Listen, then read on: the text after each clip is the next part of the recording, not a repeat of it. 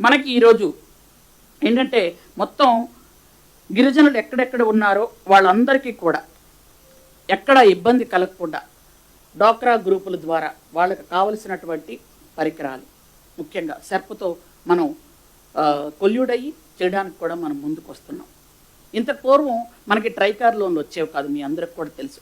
కానీ ఈరోజు ట్రైకార్ లోన్లు ఖచ్చితంగా మనం ఇచ్చుకుంటూ వెళ్తున్నాం. ఈ 2 సంవత్సరాల్లో 22 కోట్లతో ట్రైకార్ లోన్లు ఇచ్చుకుంటూ వెళ్ళాం. ఈరోజు మీరు చూడండి, ఎక్కడ చూసినా ట్రైకార్ లోన్లలో గిరిజనులంతా కూడా హ్యాపీగా ఫీల్ అవుతున్నారు.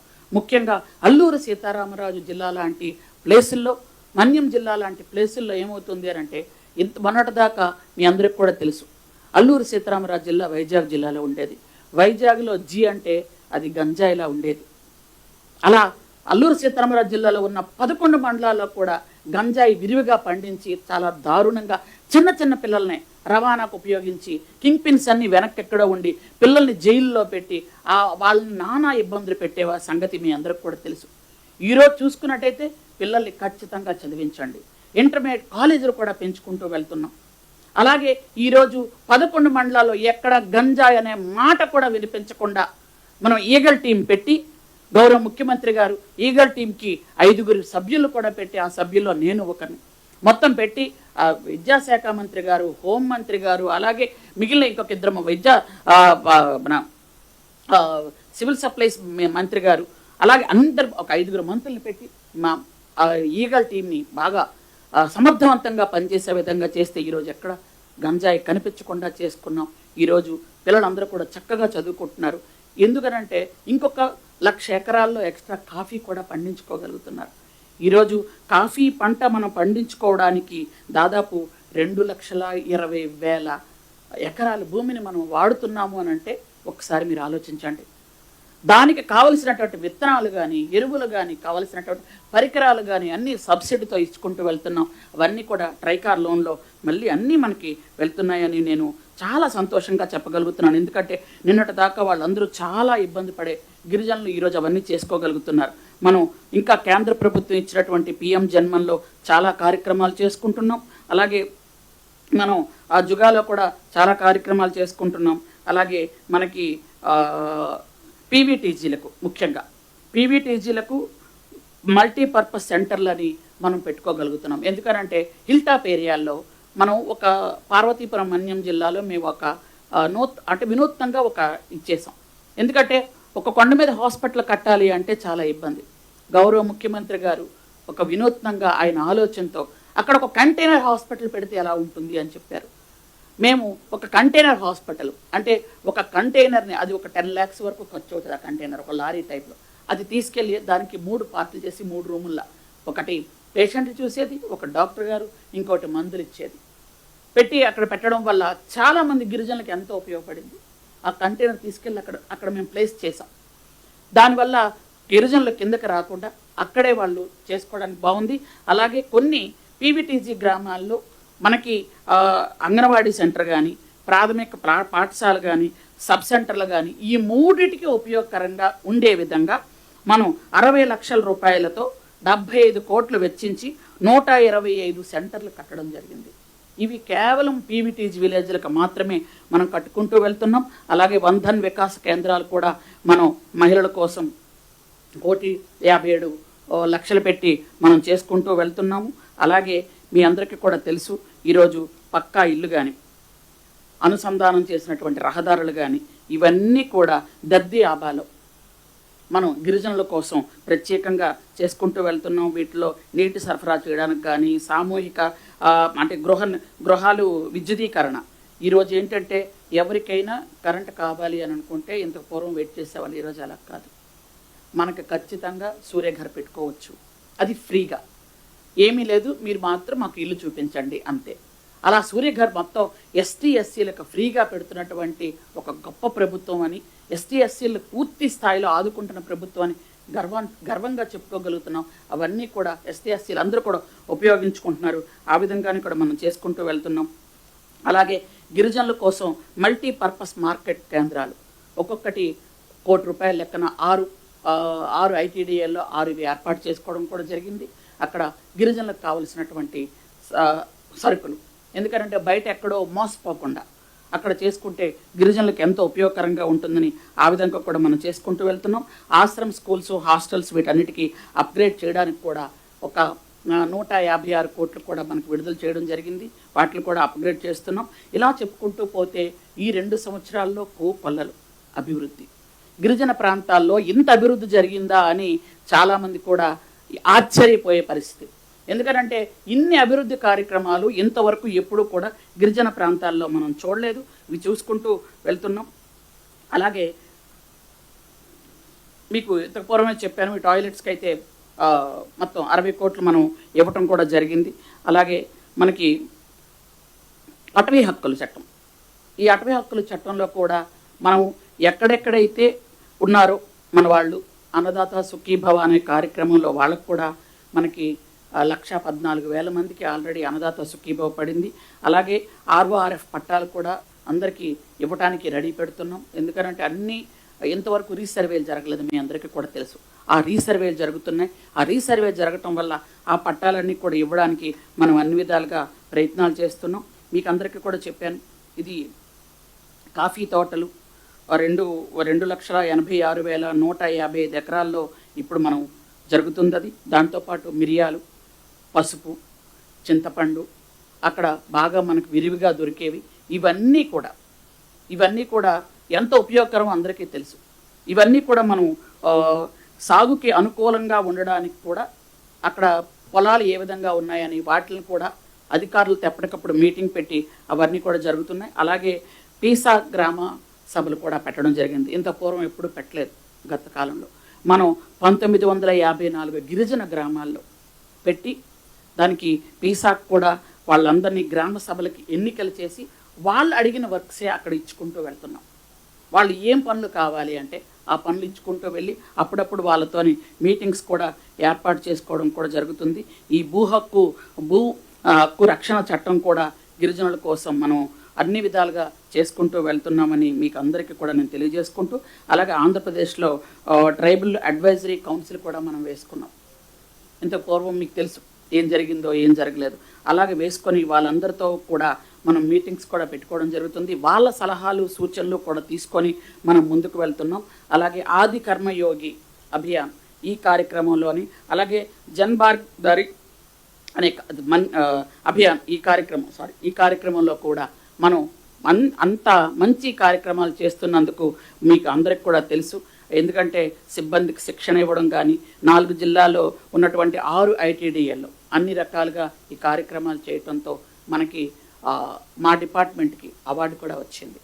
అది ద్రౌపది ముర్ము గారు గౌరవ రాష్ట్రపతి గారి చేతుల మీదుగా మా డిపార్ట్మెంట్, మా సెక్రటరీ గారు కానీ, మా అల్లూరి సీతారామరాజు జిల్లా కలెక్టర్ గారు, అలాగే మన్యం జిల్లా కలెక్టర్ గారు వెళ్ళి గౌరవప్రదంగా తీసుకోవటం కూడా జరిగింది. అంటే ఇది మీకు అర్థం అవుతుంది. ఎందుకంటే ఇంత చక్కగా వర్క్ చేయబట్టే ఈరోజు మాకు ఒక అవార్డు వచ్చిన, అంటే అక్కడ ఉన్నటువంటి గిరిజనులకి డోలీ మోతలు తగ్గిన 2,500 కోట్లతో మేము అభివృద్ధి కార్యక్రమాలు రోడ్లు వేస్తున్నప్పుడు ఆ కార్యక్రమాలు కూడా జరుగుతున్నాయి. ఇవన్నీ కూడా జరగటం మాకు చాలా చాలా సంతోషంగా ఉంది. గౌరవ ముఖ్యమంత్రి నారా చంద్రబాబు నాయుడు గారి ఆధ్వర్యంలో ఈరోజు 2 శాఖలకి అన్ని విధాలుగా సమన్వయం చేసుకుంటూ ముందుకు తీసుకువెళ్తున్నాం. ఈ 2 సంవత్సరాలలో ఎన్నడూ లేని అభివృద్ధి, ఎన్నడూ లేని సంక్షేమం, ముఖ్యంగా గిరిజనులు చాలా చాలా ఆనందంగా ఉన్నారు. ఒక పక్క ఉమెన్ అండ్ చైల్డ్ వెల్ఫేర్, ఇంకో పక్క ట్రైబల్ వెల్ఫేర్ 2 శాఖల్లో కూడా అందరూ సంతోషంగా ఉండి మాకు కావలసినటువంటిది ఏదనేది ఖచ్చితంగా ప్రభుత్వం మాకు ఇస్తుంది. ఎందుకనంటే వీటిల్లో ఎక్కువగా మీకు అందరికీ కూడా తెలుసు, సూపర్ సిక్స్ పథకాల్లో ఎక్కువ లబ్ధి పొందుతున్నది ఎక్కువగా మహిళలు ఒక పక్క, గిరిజనులు ఒక పక్క. ఎందుకనంటే ఈరోజు అన్నదాత సుఖీభావ కానీ, 3 గ్యాస్ సిలిండర్లు కానీ, అలాగే తల్లికి వందనంలో మొదటి ప్లేస్లో ముస్లింలు ఉంటే 2వ ప్లేస్లో గిరిజనులే ఉన్నారు. ఎందుకంటే మా ఇంట్లో ఖచ్చితంగా 4, 5 పిల్లలు ఉండే పరిస్థితి, 6, 7 కూడా పిల్లలు ఉండే పరిస్థితి. ఆ తల్లికి వందనం అందగానే ఆ బిడ్డల్ని ఎంత జాగ్రత్తగా చదివించుకునే పరిస్థితి ఉంది. ఇంత పూర్వం ఒక్కరికే వచ్చేది, మిగిలిన అందరినీ కూడా కూలికి పంపించేవాళ్ళు. ఈరోజు అందరినీ చదివించుకుంటున్నాం. చదువు ఒక్కటే మనిషికి అభివృద్ధి చెందుతుంది, చదువు ఒక్కటే వికాసం కలిగిస్తుంది, చదువు ఒక్కటే ఖచ్చితంగా ఆ గూడాలలో వాళ్ళకి ఖచ్చితంగా దీపం పెట్టగలదని ఈరోజు మా గిరిజనులందరూ నమ్ముతున్నారు. కాబట్టి ఈరోజు అన్ని పథకాలు కూడా మాకు ముఖ్యంగా మనకి పెన్షన్ పథకాలు కూడా 4,000 రూపాయలు రావటం అనేది పెన్షను గిరిజన గ్రామాల్లో అది చాలా సంతోషంగా ఉంది. ఎందుకంటే ఉపాధి హామీ కూలీకి వెళ్ళిన వాళ్ళకి మీకు ఎంత వస్తుందో మీకు తెలుసు, వారానికి 1,200 1,500 వస్తుంది. 4,000 రూపాయలు వస్తుందంటే ఒక వృద్ధులకో వికలాంగులకో వితంతువులకి వృద్ధులకి వస్తుంది అంటే అది చాలా సంతోషం. వికలాంగులకి అంటే దివ్యాంగులకి 6,000 రూపాయలు రావటం, అలాగే దీర్ఘకాలిక వ్యాధులతో బాధపడుతున్న వాళ్ళు అంటే దానిలో సికిల్ సెల్ ఎనీమియా వాళ్ళు ఉన్నారు. అందుకని ఇది నేను చెప్తున్నాను. సికిల్ సెల్ ఎనీమియా వాళ్ళకున్న వాళ్ళకి 10,000 రూపాయలు ఇస్తున్నాం.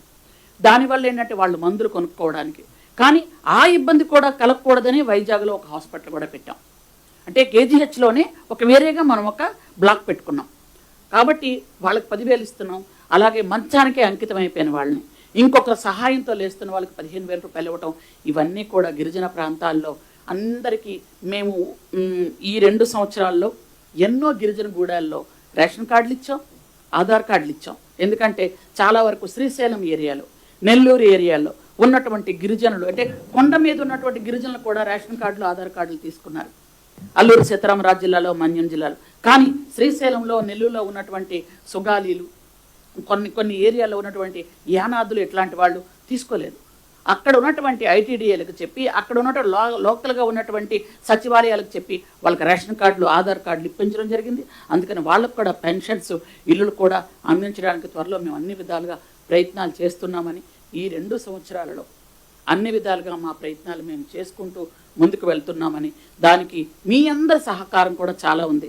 ఎక్కడైనా ఒక దగ్గర ఒక ఇబ్బంది జరిగిందంటే ఖచ్చితంగా ఎవరో ఒక సోదరుడు ఫోన్ చేసి పలానా దగ్గర ఇబ్బంది ఉంది చూసుకోండి అని కూడా చెప్పే సోదరులు మీలో కొంతమంది ఉన్నారు. కాబట్టి మీ అందరి సహకారంతో, ప్రజల సహకారంతో, అధికారుల సహకారంతో, మా గౌరవ ముఖ్యమంత్రి గారి ఆశీస్సులతో ఈరోజు 2 సంవత్సరాలు పూర్తి చేసుకున్నాం. ఈ 2 శాఖల గురించి పూర్తి వివరాలు మేము ముందు ఉంచినందుకు చాలా సంతోషంగా ఉంది. Thank you very much. Please.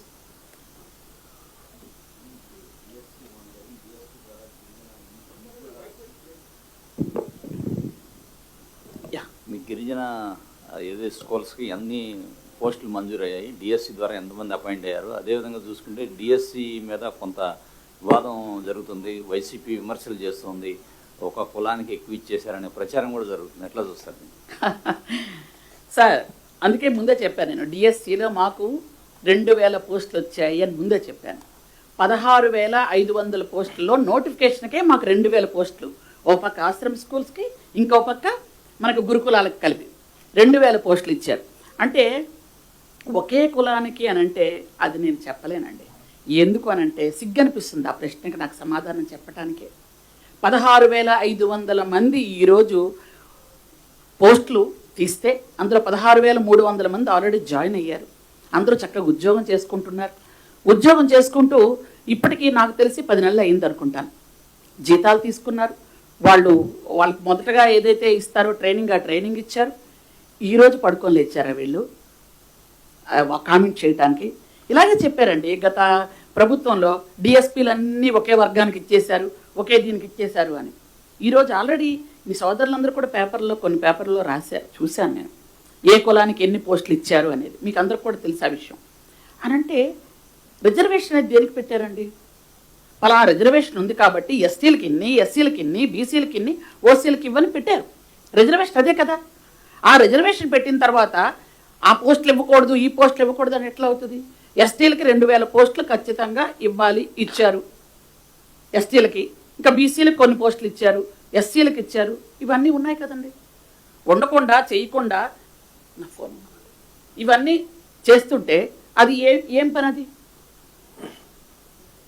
నేను చెప్పేది ఏంటంటే, గత 5 సంవత్సరాలు మీకు టీచర్లు గుర్తురాలేదు, స్కూళ్ళు గుర్తురాలేదు, ఎవరినైనా టీచర్లు వెయ్యాలని గుర్తురాలేదు. మీకు గుర్తొచ్చింది ఒక్కటే గుర్తొచ్చింది, వాలంటీర్లు వేసుకున్నారు, మీరే తీసుకున్నారు. అది వేరే విషయం, ఎలాగో అయిపోయింది. కానీ ఈరోజు మీరు చూసుకున్నట్టయితే, ఈరోజు మీరు చూసుకుంటే 16,500 టీచర్ పోస్టులు తీశారు. మీకు చంద్రబాబు నాయుడు గారు ముఖ్యమంత్రిగా ఉన్నప్పటి నుంచి ఇంతవరకే తీసిన పోస్టులు అవి. 4 సార్లు ముఖ్యమంత్రిగా ఉన్నప్పుడు మధ్యలో మీరు ఏమైనా తీశారా? చేశారా అసలు? అంటే ఏదో ఒకటి ఉనికి కాపాడుకోవడానికి మీరు ఇష్టానుసారంగా మాట్లాడితే ప్రజలు కూడా రెడీగా లేరు నాకు తెలిసి. ఎందుకంటే ఇలాంటి భాష, ఇలాంటి మాటలు, ఇలాంటి వితండవాదం, ఇలాంటి ఉద్యోగాలు, వాలంటరీ ఉద్యోగాలు ఇచ్చి వాళ్ళే దాన్ని రెన్యువల్ చేయకుండా దిగిపోయిన తర్వాత మమ్మల్ని అడిగారు, గుర్తుందా మీకు అందరికీ? ఆయన సంతకం పెట్టి కదా వెళ్ళాలి. సంతకం పెట్టకుండా ఎప్పుడో 5-6 నెలల క్రితం వాళ్ళని తీసేశారు. కానీ వాళ్ళని ఉపయోగించుకొని ఇప్పుడు చెప్పుకొచ్చారు ఏంటని, వాలంటరీ ఉద్యోగాలు టీడీపీ వాళ్ళు తీసేశారు అని. వాళ్ళు నిజమనుకొని నమ్మారు. మేము ఆ జీవో కాపీలు చూపించిన తర్వాత వాళ్ళు భయపడి నిజమే కదా, ఇంత మోసం చేశాడా జగన్మోహన్ రెడ్డి అని వాళ్ళు కామ్గా ఊరుకున్నారు. ఈరోజు టీచర్లు అంటే ఈయనకి మొదటి నుంచి పడదేమో నాకు తెలిసి. మొదట్లో టీచర్లను ఎక్కడికి ఉంచారు మీకు తెలియదా? మద్యం షాపుల ముందు ఉంచారు. ఆ తర్వాత టాయిలెట్లు కడగడానికి ఉంచారు. ఆ తర్వాత ఈరోజు ఏం చేస్తున్నారు? టీచర్లు అల్లరి పెట్టాలి, వీళ్ళు అధికారంలోకి వస్తేట టీచర్లు తీసేస్తారట. ఏం దారుణం అండి ఇది, నాకు అర్థమవుదు. మీ వాలంటీర్ పోస్టుల ఇష్టానుసారంగా తీసేయడానికి వేసేయడానికి ప్రభుత్వం ఒక నియమ నిబంధనలతో ఇవి పెడితే మీరేమో పోస్టులు తీసేస్తున్నాం అంటే కొత్తగా వచ్చినటువంటి కొంతమంది పిల్లలు చాలా వాళ్ళు ఏంటంటే భయపడుతున్నారు, నిజంగా మా పోస్టులు తీసేస్తున్నారేమో అని భయపెట్టాలని. ఎందుకంటే ఈయన మొదటి నుంచి భయపెట్టే రాజకీయాలు అలవాటు. ఆ భయపెట్టే రాజకీయాలకి కాలం చెల్లిపోయిందని ఆయనకు కూడా తెలిసేటప్పటికి టైం దాటిపోయింది. ఇప్పుడు మళ్ళీ భయపెట్టాలనుకుంటే భయపడడానికైతే ఎవరు రెడీగా లేరు. అది ఆ విషయం అందరికీ తెలిసిన విషయం. కాబట్టి రిజర్వేషన్ ప్రకారం ఖచ్చితంగా ఇచ్చారు. ఆ రిజర్వేషన్ కూడా మీకు తెలుసు. దాని గురించి మీకు చెప్పాలి అని అంటే నేను మొత్తం వివరంగా చెప్పమంటే మొత్తం అంతా చెప్తాను. లేదు, ఎందుకంటే హారిజంటల్ రిజర్వేషన్ అంటే ఏమిటో మీ అందరికీ తెలిసినట్టుగా ఇంకెవరికీ తెలియదు, అంతే కదా. ఎందుకంటే ఎస్టీ, ఎస్సీ, బీసీ, ఓసీ అని వదిలేశారు. కానీ మహిళా రిజర్వేషన్ ఏది, స్పోర్ట్స్ కూడా ఏది, దివ్యాంగులకు ఏది రిజర్వేషన్, ఇవి హారిజంటల్ రిజర్వేషన్ కావాలి కదా. మరి కోర్టు తీర్పిచ్చితే దాని ప్రకారం వెళ్ళాలి కదా. వెళ్ళకుండా వాళ్ళకి అన్యాయం చేస్తారు, వీళ్ళకి అన్యాయం చేస్తారంటే ఎలాగ? ఇది మీకు తెలుసుకోవడానికి 10 నెలలు పట్టిందా? అంటే 2 సంవత్సరాలు రెస్ట్ తీసుకున్నారు. 2 సంవత్సరాల తర్వాత ఏదో ఒక టాపిక్ కావాలి, ఉనికి కోల్పోకూడదు కాబట్టి చెప్తున్నారు. దానికి ఒకసారి మీరన్నా ఆలోచించండి. అది విజ్ఞతతో ఆలోచిస్తే అర్థమవుతుంది. మీరు ట్రైబల్స్లో కొన్ని వర్గాలు డెవలప్ అయినట్లుగా యానాదులు, చెంచులు వాళ్ళ జీవన ప్రమాణాలు ఇంకా మెరుగుపడలేదు. ఏ దశలో అయితే గతంలో ఉన్నారో ఇప్పుడు కూడా అదే దశలో ఉన్నారు. వాళ్ళ జీవన ప్రమాణాలు పెంచడానికి మీ డిపార్ట్మెంట్ తరఫున ఏం చేస్తున్నారు? అంటే రాయలసీమలో శ్రీశైలం, నల్లమల అడవుల్లో ఉన్నారు సార్. నేను అదే ఇందాక కూడా చెప్పాను సార్. ఇప్పుడు మీరు అడిగారు కాబట్టి మళ్ళీ చెప్తున్నాను. అంటే 9 ఐటీడీఏలు ఉన్నాయి సార్. నెల్లూరులో కానీ శ్రీశైలంలో కానీ యానాదుల కోసం, చెంచుల కోసం, సుగాలీల కోసం ఈ ఐటీడీఏలు ఉన్నాయి. ఈ ఐటీడీఏలో వాళ్ళు ఏం చేశారంటే ఇప్పటిదాకా అంటే కూటమి ప్రభుత్వం వచ్చేదాకా వాళ్ళ దగ్గర రేషన్ కార్డులు, ఆధార్ కార్డులు కూడా లేవు. దానివల్ల వాళ్ళకి పెన్షన్ రావట్లేదు, ఇల్లులు కట్టుకోలేకపోతున్నారు. కనీసం వాళ్ళు ఉన్న ప్లేస్లో వాళ్ళు కొన్నాళ్ళ పాటు ఇక్కడ ఉండి అంటే మూవింగ్ అవుతుంటారు, మీకు తెలుసు, సంచార జాతులు. అట్లా వెళ్తున్నప్పుడు కూడా వాళ్ళకి అక్కడ బోరింగ్ కూడా తీసుకోలేకపోతున్నారు పాపం. కాబట్టి మన ప్రభుత్వం వచ్చిన తర్వాత చంద్రబాబు నాయుడు గారి ఆదేశాల మేరకు మొత్తం ఇక్కడ మీటింగు, అక్కడ మీటింగ్, అన్ని ఐటీడీఏలో మీటింగ్ పెట్టుకున్న తర్వాత చాలామందితో అక్కడ కులాల పెద్దలతో కూడా మాట్లాడినప్పుడు అక్కడ రేషన్ కార్డులు, ఆధార్ కార్డులు ఎక్కడెక్కడ లేవు. ఇప్పుడు కావాలంటే మీరు ఎంక్వైరీ చేయండి, అందరికీ రేషన్ కార్డులు, ఆధార్ కార్డులు వచ్చాయి. ఇప్పుడు వాళ్ళకి పెన్షన్లు కూడా పెడుతున్నాం, హౌసింగ్ శాంక్షన్ చేస్తాం. వాళ్ళని సంచార జాతుల వాళ్ళని కదలకుండా ఉంటే అక్కడ వాటర్ ఫెసిలిటీ ఇవ్వడానికి, వాళ్ళకి హౌసింగ్ ఇవ్వడానికి మనం చూస్తున్నాం. దానికోసం ఫారెస్ట్ డిపార్ట్మెంట్తో కూడా గౌరవ ముఖ్యమంత్రి గారు మాట్లాడారు. మేము కానీ మా అధికారులు కూడా మాట్లాడుతున్నాం. మాకు వరకు దాటిపోతే అది కూడా మనం చేయగట్టు వెళ్తున్నాం. ఇప్పుడు వాళ్ళకు కూడా ఏంటి సంక్షేమం, ఏంటి అభివృద్ధి అనేది కూడా చూస్తున్నాం. అక్కడ కూడా వాళ్ళు అక్కడ నన్నారి తీస్తారు. వాళ్ళ కోసం 2 ప్రాజెక్టులు పెట్టాం. నన్నారి తీసి ఎక్కడికో వచ్చి అమ్ముకోకుండా అక్కడ తీసుకొచ్చి ఆ నన్నారిని శుద్ధి చేసి అవి ప్యాక్ చేసి అమ్ముకోవడానికి కోసం. అలాగే గిరిజన ఉత్పత్తులు ఏమున్నాయో తీసుకొచ్చి అక్కడ ఐటీడీఏలో అక్కడ ఇవ్వడానికి కోసం కూడా ఆ ఏర్పాట్లు చేస్తున్నాం. వాళ్ళకు కూడా అన్ని విధాలుగా ఆదుకోవడానికి ఈ 2 సంవత్సరాలు మనం ఎంతవరకు చేయగలిగాం. ఎందుకంటే మేము వచ్చిన తర్వాత ఒక 6-7 నెలలు పట్టింది నాకు మొత్తం అందరితో మీటింగ్లు పెట్టడానికి, తెలుసుకోవడానికి. ఎందుకంటే మీకు తెలుసు, నేను కొత్తగా ఫస్ట్ టైం మంత్రి. మీటింగ్ పెట్టిన తర్వాత తెలుసుకున్న తర్వాత మొత్తం అన్నీ చేసుకుంటూ వెళ్తున్నాం వరుసగా. కంపేర్ చేస్తే ఇప్పుడు ఉత్తరాంధ్రలో ఉన్న వాళ్ళకు ఇచ్చినట్లుగా డెవలప్మెంట్ యాక్టివిటీస్ రాయలసీమలో ఉన్న చెంచులకు వాళ్ళకి ట్రైబల్స్కి అందట్లేదు అనేది ఒకటి ఉంది. అదే సార్ చెప్తున్నాను. అంటే రేషన్ కార్డులో ఆధార్ కార్డు లేని వాళ్ళు కూడా ఉన్నారు సార్. అవి ఇచ్చుకుంటూ వచ్చాం. ఇప్పుడు వాళ్ళకి ఖచ్చితంగా చేస్తాను సార్. ఎందుకంటే ఎస్టీస్ అంటే అందరూ ఒకటే సార్, ఒకటొకటి కాదు. ఇక్కడ ఏంటంటే మీకు లంసమ్గా కనబడుతుంది సార్. ఎందుకంటే అల్లూరు సీతారామరాజు జిల్లాలో 95% ఎస్టీలే ఉన్నారు సార్. కాబట్టి అక్కడ ఏది ఇచ్చినా మొత్తం అంతా ఎస్టీస్ కనిపిస్తారు. అలాగే పార్వతీపురం మన్యం జిల్లాలో 40% ఎస్టీలు ఉన్నారు, అక్కడ కనిపిస్తుంది. ఇక్కడ ఏమిటి అంటే ఒక నియోజకవర్గంలో 1000 మంది ఉంటే ఇంకో నియోజకవర్గంలో 1500 మంది ఇలా ఉన్నారు. కాబట్టి అక్కడ రావాల్సినటువంటి ట్రైబల్ సప్లై నిధులు వాళ్ళకి కేటాయించే విధంగా మేము అన్ని రకాల చర్యలు తీసుకుంటున్నాం సార్. 2004లో వైఎస్ఆర్ గవర్నమెంట్లో గర్ల్ చైల్డ్ ప్రొటెక్షన్ స్కీమ్ అనేది ఒకటి పెట్టారు. అప్పుడు అది ఎల్ఐసి తోటి లింక్ చేసి వాళ్ళకు బాండ్లు ఇచ్చారు. మొదటి బిడ్డ పడితే ₹1,00,000, రెండో బిడ్డ పడితే 30,000 అని. అయితే ఆ తర్వాత వచ్చిన తర్వాత ఆ స్కీమ్ను ఆపేశారు, వాళ్ళకు డబ్బులు కట్టట్లేదు స్కీమ్. ఇప్పుడు మళ్ళీ దాన్ని ఏమైనా రివైవ్ చేస్తారా, లేకపోతే కట్టిన వాళ్ళకి పరిస్థితి ఏంటి సార్? అది రాష్ట్రం విడిపోయేటప్పుడు అదేమైందంటే ఇంకా అది హైదరాబాద్లోనే ఉంది సార్ మొత్తం అంతాను, మన వరకు ఇంకా రాలేదు. అది ఆల్రెడీ మా ప్రిన్సిపల్ సెక్రటరీ గారు వెళ్ళి మాట్లాడటం, ఢిల్లీ స్థాయి వరకు వెళ్ళి మనం మాట్లాడటం జరిగింది సార్.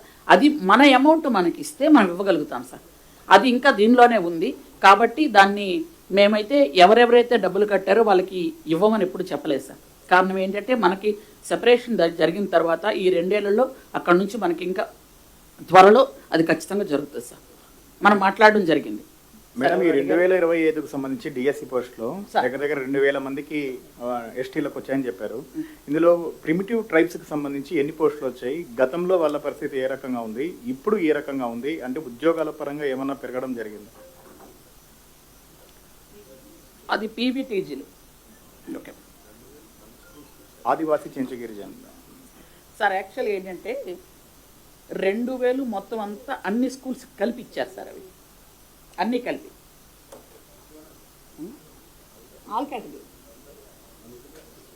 అదే 6% వచ్చింది. అదే ప్రిమిటివ్ ట్రైబ్స్కి ఎన్ని వచ్చాయి? పీవీటీజీలకి మన బృందాలు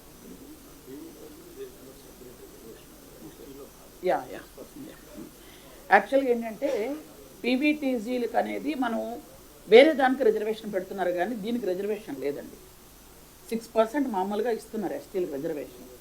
కాబట్టి ఎస్టీలు అందులో కూడా ఎస్టీలు ఉంటారు, పీవీటీజీలు ఉంటారు ఎస్టీస్లో, వాళ్ళకి జాబ్స్ వస్తాయి. వేరేగా ఇంతమంది అనేది కాదు. అంటే ఎస్టీ అనగానే సబ్ క్యాస్ట్ ప్రైవేట్ చేయట్లేదు, మాకు ఏబిసిడీలు లేవండి, అంతా ఒకటే. ఎస్టీలో 6%. ఇంట్లో ఏమన్నా వచ్చాయి రాలేదా మేడం జాబ్? వచ్చాయి సార్, అందరికీ వచ్చాయి ఖచ్చితంగా 100% చెప్పగలం. అటవీ శాఖకు సంబంధించిన అధికారులతో మీకు ఎక్కువ ప్రాబ్లం ఉంది. గతంలో ముఖ్యమంత్రి గారితో రివ్యూ జరిగినప్పుడు కూడా ప్రత్యేకంగా ప్రస్తావించారు, సీఎం గారు కూడా సీరియస్ అయ్యారు. సో అదేమైనా కంప్లైంట్లు అనేవి ఇప్పుడు క్లియర్ అయ్యాయా? ఎక్కడైనా అంటే ఇబ్బందులు ఇంకా అవి ఎట్లనే కంటిన్యూ అవుతున్నాయి? సార్ అది చిన్న ఇబ్బందులే సార్. అంటే యాక్చువల్గా ఏంటంటే మనం ఇప్పుడు ఒక రోడ్డు వేయాలి అనుకునేటప్పుడు అటవీ శాఖ పర్మిషన్ కావాలి అనుకున్నప్పుడు మనం రోడ్డు ఒకటి పెట్టేటప్పుడు ముందుగానే ఈ అధికారులు కూర్చొని మాట్లాడుకోవాలి, మనం ఈ రోడ్డు పెడుతున్నాం ఏం చేయాలని. ఒకేసారి 5-6 కిలోమీటర్ల రోడ్డు పెట్టడం కాకుండా మనం కొంచెం అంటే 1 కిలోమీటరు లేదా ఒక 30 కిలోమీటర్ అలా పెట్టుకుంటూ వెళ్ళాలి సార్ యాక్చువల్గా అయితే రోడ్స్ అక్కడ. ఎందుకంటే గిరిజన ప్రాంతాల్లో ఈ ఇబ్బంది ఉంటుంది. అటవీ శాఖ అధికారులు కూడా వాళ్ళు ఏదో కావాలి అని ఆపరు, వాళ్ళు ఉద్యోగ ధర్మం. మాకు కూడా రోడ్డు కావాలి, ఇది మా ట్రైబల్ వెల్ఫేర్, మా ఉద్యోగ ధర్మం, అంతే తప్పకని ఎవరు ఆపాలని ఉద్దేశం కాదు. ఇది గౌరవ ముఖ్యమంత్రి గారు వాళ్ళతో మాట్లాడిన తర్వాత బాగా సులభతరం అయింది. ఇప్పుడు డిఎఫ్ఓలు అందరూ కూడాను ఎక్కడైనా పర్మిషన్ కావాలంటే వెంటనే చేస్తున్నారు. అది కేంద్రంతో కూడా మాట్లాడడం జరిగింది. ఎస్,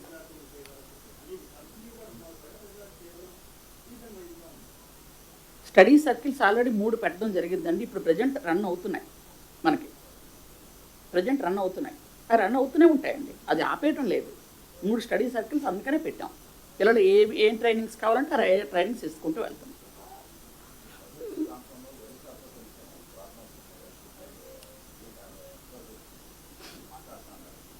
ఆల్రెడీ గౌరవ ముఖ్యమంత్రి గారు అక్కడ ముఖ్యమంత్రి గారితో కూడా మాట్లాడడం జరిగిందండి. అలాగే మనం ఏంటంటే అది సరిహద్దు గ్రామాలు 22 గ్రామాలు ఉన్నాయి. ఆ 22 గ్రామాలలో అది చాలా సంవత్సరాల క్రితం అది సుప్రీంకోర్టులో స్టేటస్ కోలో ఉంది. దానివల్ల ఏమిటి అంటే అక్కడ గిరిజనులకి నేనేమంటానంటే గిరిజనులు ఎక్కడ బ్రతకాలి, ఎక్కడ వాళ్ళు ఉండాలనుకుంటే అది వాళ్ళ ఇష్టం. రాజ్యాంగం మాకు కల్పించిన హక్కు కాబట్టి అక్కడ ఉండాలనుకుంటే అక్కడే ఉంటారు. కానీ ఈ మధ్య కాలంలో గత టైంలో ఎప్పుడూ అలాంటి ఇబ్బంది లేదండి. గత ప్రభుత్వం వచ్చినప్పుడు మహానుభావుడు వెళ్ళి ఆ ముఖ్యమంత్రితో ఏం మాట్లాడాడో తెలియదండి. ఆ తర్వాత స్టార్ట్ అయింది తగు మాకు. వాళ్ళు దౌర్జన్యంగా వచ్చేయటం, ఏదో బిల్డింగ్ కట్టేయటం, ఒక రోడ్డు వేసేయటం, ఇలా చేయటం మొదలుపెట్టారు. మొదలుపెట్టిన తర్వాత మన ప్రభుత్వం వచ్చాక, కూటమి ప్రభుత్వం వచ్చాక ఇక్కడ ఎన్డీఏ ప్రభుత్వం, అక్కడ ఎన్డీఏ ప్రభుత్వం, మనం తగు ఆడుకోవడానికి లేదు. కాబట్టి రిక్వెస్ట్ చేసాం.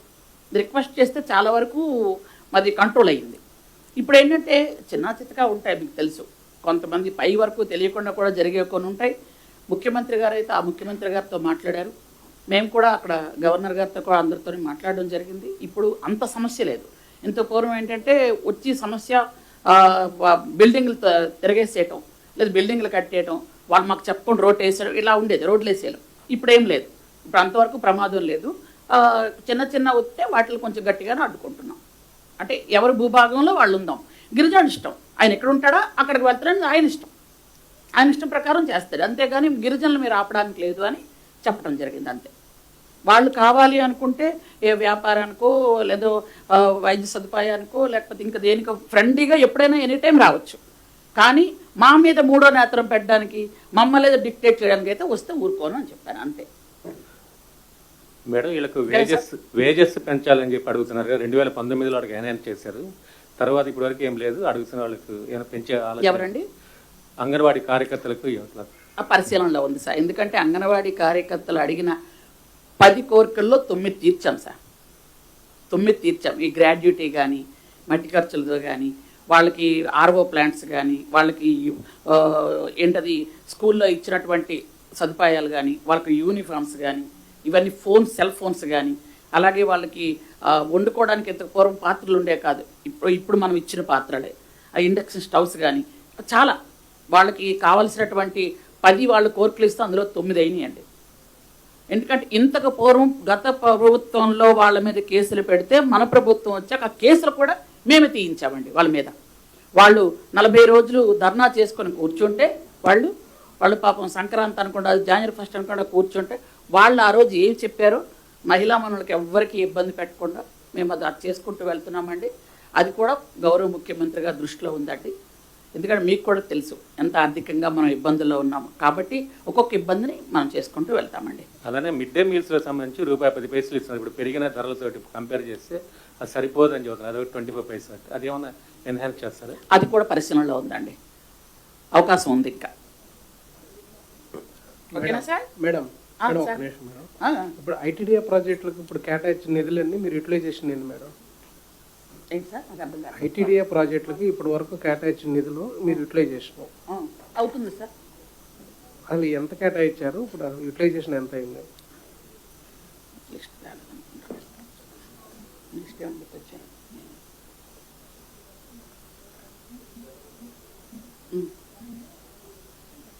యా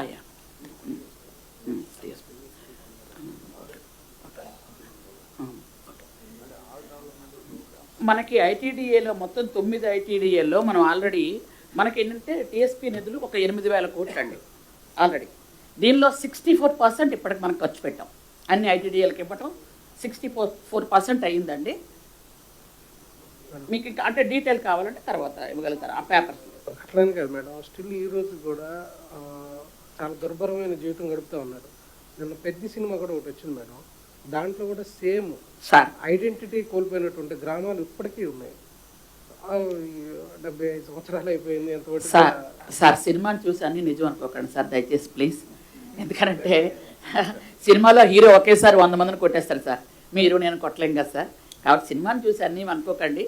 నేను ముందే చెప్పాను మీకు, కూటమి ప్రభుత్వం వచ్చేటప్పటికి కొంతమంది దగ్గర రేషన్ కార్డులు, ఆధార్ కార్డులు కూడా లేవు అని.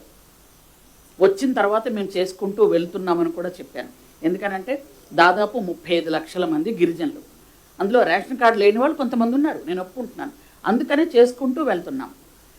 అంటే మీకు ఏంటంటే రేషన్ కార్డులు, ఆధార్ కార్డులు అక్కడ సచివాలయం సిబ్బందే వాళ్ళ దగ్గరికి వెళ్ళి చేయాల్సిన పరిస్థితి వచ్చింది. ఎందుకంటే వాళ్ళు వచ్చి మాకు ఈ రేషన్ కార్డు కావాలని కూడా అడగట్లే. కొంతమంది యానాదులు, సుగాలీలు వీళ్ళు ఏంటంటే కొంతమంది సంచార జాతులు, ఇందాక చెప్పినట్టుగా సంచార జాతులు ఏంటంటే వాళ్ళు ఏ ఊర్లో ఉంటున్నారో తెలియట్లేదు. అట్లాంటి వాళ్ళు మేమే రిక్వెస్ట్ చేస్తున్నాం, మీరు ఉండండి, ఇక్కడే ఉండండి, ఉంటే మీకు ఏదైనా మేము చేయగలుగుతాం. మీరు అలా మూవ్ అవుతుంటే చేయలేము, కనీసం at least ration card, Aadhaar card అని తీసుకోండి అని, ఈ ఐటీడీఏ పరిధిలో వీళ్ళు ఉంటారని రేషన్ కార్డు ఇవ్వండి అని ఆ విధంగా కూడా చేసుకుంటూ వెళ్తున్నామండి.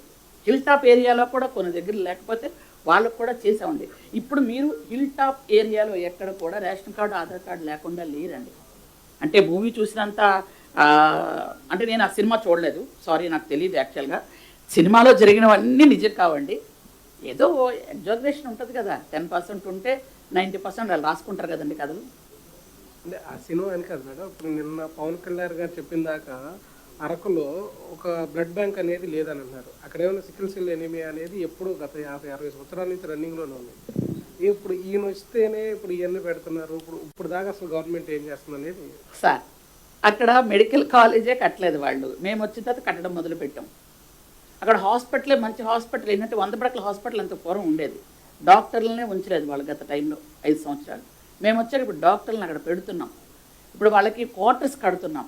ఎందుకంటే అందుకోసమనే అన్ని ఇబ్బందులు ఉండకూడదు, ఎవరైనా ఇబ్బంది లేకుండా వైజాగ్ వస్తారని వైజాగ్ సెంటర్ పాయింట్ అని వైజాగ్లో పెట్టాం. ఇప్పుడు అది ఇప్పుడు అరకు, పాడేరులో కూడా 100 బెడ్ హాస్పిటల్ ఉంది, వాళ్ళ డాక్టర్లను కూడా పెడుతున్నాం.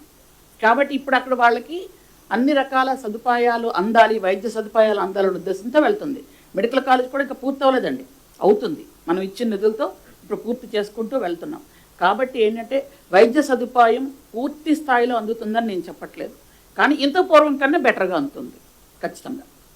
ఎందుకంటే డాక్టర్స్ ఇంత పూర్వం కంటే వెళ్తున్నారు, మేము బర్త్ వెయిటింగ్ హాల్స్ పెడుతున్నాము. కాబట్టి అలాగే ఏఎన్ఎంస్ కానీ స్టాఫ్ కానీ కొంతమందిని వేసాము, వాళ్ళు కూడా వెళ్తున్నారు. కాబట్టి ఇప్పుడు అందుతుందండి.